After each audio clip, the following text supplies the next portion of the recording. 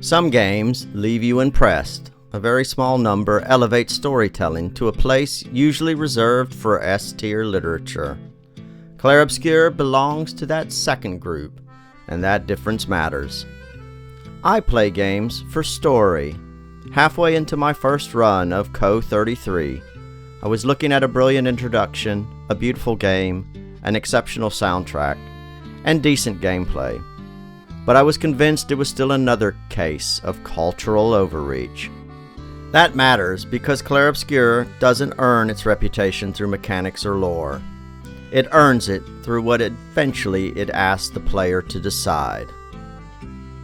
The highest compliment I can pay to the mechanics is this: I now genuinely want the time for a second playthrough with real difficulty, proper exploration, and space to experiment with builds. I bought the game for its story, a story that, remarkably, hadn't been spoiled for me. The central mystery, why this was Expedition 33, had occupied a tiny corner of my brain for months. Its dominance at the Game of the Year awards, combined with the Steam December sale, finally tipped me in. Games struggle with narrative pacing. Clair Obscur does not. Its opening is as good as gaming gets. Short tutorials and cutscenes introduce Gustave, Maël, and Sophie, alongside the Expedition 33 Dream Team and their world. One Day in Lumiere, the day of the gommage, establishes the emotional core and its mystery engine with extraordinary efficiency. This is terrific world building and character development in any medium. Then the real game begins.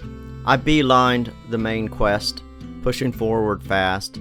Time is not my friend, and I wanted to uncover the mystery as quickly as possible. Clues arrive almost immediately. It's an effective carrot and stick, as the outline of the mystery traces itself out. However, approaching the end of Act 2, my doubts grew. Yes, the gameplay was solid. Yes, this was far better than most game storytelling, but that is a low bar. I began to suspect this was simply a very good game with a remarkable opening, nothing more. Act 3 did little to reassure me at first. I still didn't understand the engine driving the gommage or why it was happening. The mystery seemed effectively solved, only a final resolution remained. At this point, Co-33 looks ready to conclude as a competent, literate game with an exceptional score, better than most, but safely contained. I felt suckered by the cultural zeitgeist again. Then, something incredible happens. Act 3 was not the act I wanted. It was the act I needed. And Clair Obscur becomes Game of the Year. Not through exposition, not through more amazing music, but through agency.